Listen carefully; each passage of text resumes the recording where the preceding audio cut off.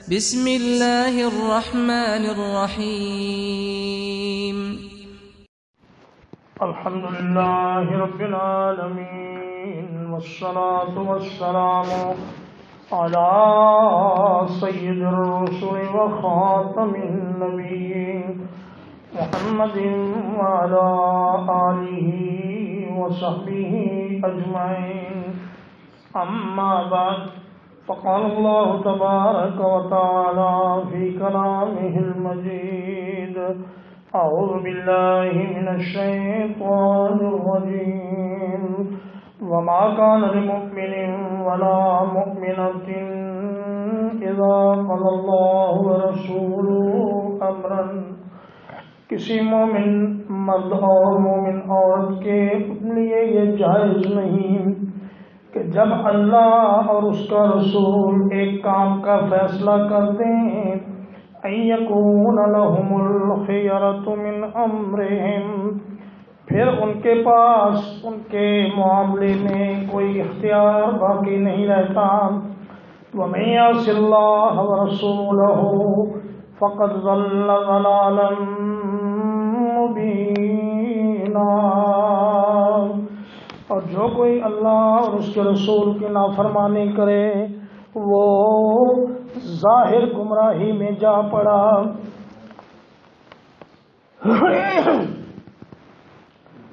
محترم آباد، یہ سورۃ الاحزاب کی آیت نمبر 36 ہے۔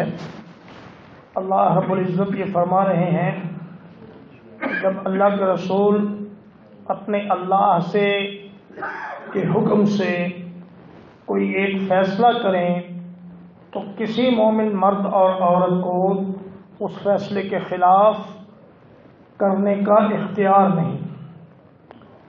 اس آیت کریمہ کا شان نزول یا سبب نزول یہ ہے کہ نبی کریم صلی اللہ علیہ وسلم کی ایک پھوپھی ذات بہن تھیں، سیدہ زینب بنت جحش۔ یہ امیمہ بنت عبد المطلب کی بیٹی تھی جو کہ نبی کریم صلی اللہ علیہ وسلم کی سگی پھوپھی تھی۔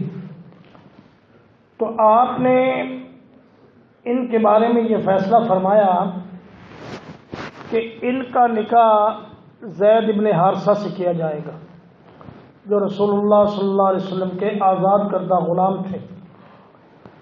یہ قریش کے بڑے اونچے خاندان کی لڑکی تھی اور زید بہرحال غلام رہ چکے تھے، ان کا معاشرتی سٹیٹس جو تھا وہ عرب قبائل کے اندر بہت ہی کمزور تھا۔ تو سیدہ زینب نے اور ان کے بھائی عبداللہ بن جحش نے یہ کہا کہ یا رسول اللہ، ہم اس غلام کے ساتھ اپنی بیٹی کا رشتہ کرنے کے لیے تیار نہیں ہیں۔ تو اللہ تبارک و تعالی نے یہ آیت کریمہ نازل فرمائی اور فرمایا کہ کسی مومن مرد یا عورت کو یہ اختیار نہیں کہ جب اللہ کے رسول ایک بات کا فیصلہ کر دیں تو پھر وہ کہے کہ جی میری مرضی نہیں یا میں نہیں مانتی، وہ اسے ماننا ہی پڑے گا۔ رسول اللہ صلی اللہ علیہ وسلم کا حکم دو طرح کا ہوتا ہے، ایک تو آپ حکم دیتے ہیں کہ ایسا کرو، اور ایک یہ ہوتا ہے کہ آپ مشورہ دیتے ہیں یا سفارش کرتے ہیں۔ مشورے یا سفارش میں امتی کو اس بات کا اختیار ہے کہ وہ آپ صلی اللہ علیہ وسلم کی بات مانیں یا نہ مانیں۔ جیسا کہ سیدہ بریرہ رضی اللہ تعالی عنہ، یہ ایک لونڈی تھی، جب یہ آزاد ہو گئیں تو ان کو شریعت نے اس بات کا اختیار دیا کہ یہ اپنے شوہر مغیث کے ساتھ رہنا چاہیں تب بھی انہیں اختیار ہے، نہ رہنا چاہیں تب بھی انہیں اختیار ہے، اگر یہ نکاح ختم کرنا چاہیں تو وہ کر سکتی ہیں۔ آزاد ہونے کے بعد شریعت نے ان کو یہ اختیار دیا۔ تو وہ بیچارہ روتا ہوا بریرہ کے پیچھے پیچھے گلیوں میں چلتا اور کہتا کہ بریرہ، خدا کے لیے مجھ سے جدائی اختیار نہ کرو اور میرا تمہارے بغیر گزارا نہیں۔ تو نبی صلی اللہ علیہ وسلم نے فرمایا، بریرہ دیکھو یہ مغیث بیچارہ کتنی محنت سماجت کر رہا ہے، بریرہ نے عرض کیا یا رسول اللہ اتأمروا ان تشفع، آپ حکم دیتے ہیں یا مشورہ دیتے ہیں، سفارش کرتے ہیں؟ آپ نے فرمایا حکم تو میں نہیں دے رہا، میں تو مشورہ دے رہا ہوں، سفارش کر رہا ہوں کہ تم مغیث کے ساتھ رہنا پسند کر لو۔ تو سیدہ بریرہ نے کہا کہ یا رسول اللہ میں معذرت چاہتی ہوں، میں اس مغیث کے ساتھ اب مزید نہیں رہ سکتی۔ تو انہوں نے علیحدگی اختیار کر لی اور اللہ کے رسول صلی اللہ علیہ وسلم نے خاموشی اختیار فرمائی۔ لیکن اس معاملے میں جب آپ نے یہ حکم دے دیا کہ زینب تمہارا نکاح زید کے ساتھ میں کر رہا ہوں، تو اب ان کے پاس انکار کا اختیار نہ رہا۔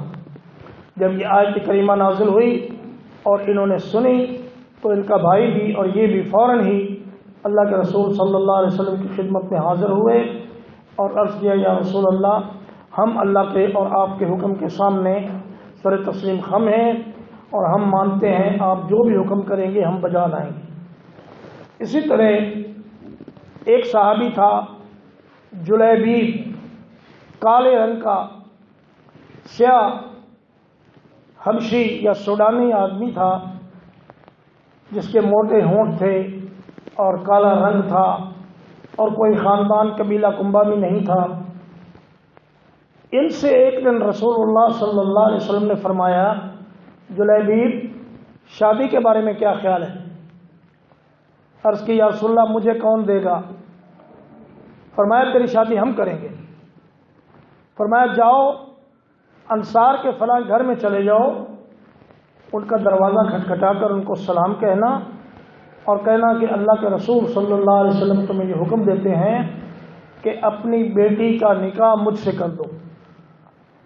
وہ جب گئے تو ماں باپ نے انہیں دیکھا تو وہ بڑے حیران و پریشان ہوئے، کہا کہ ہم اس سوڈانی کو، اس کالے حبشی کو کس طرح اپنی خوبصورت بیٹی دے دیں؟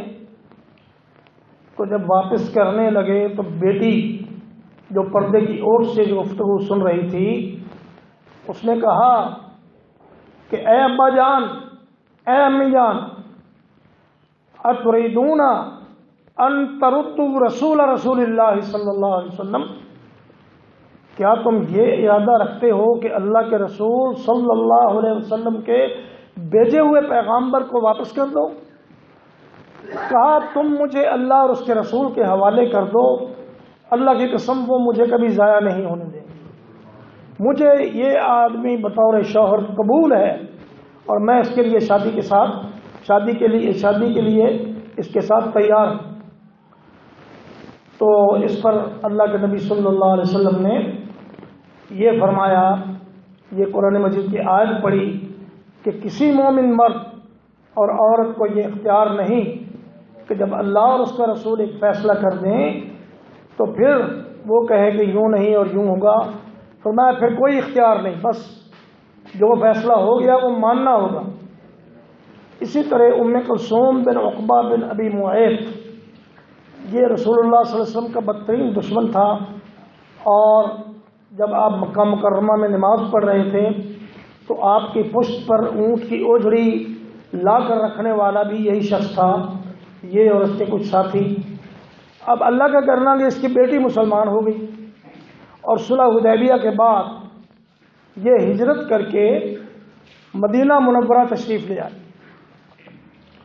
تو آ کر کہنے لگی کہ یا رسول اللہ قد وہبت نفسی لک، اے اللہ کے نبی میں نے اپنے آپ کو آپ کی خدمت میں نکاح کے لیے پیش کر دیا، آپ مجھ سے نکاح کرنا چاہیں تو کر لیں۔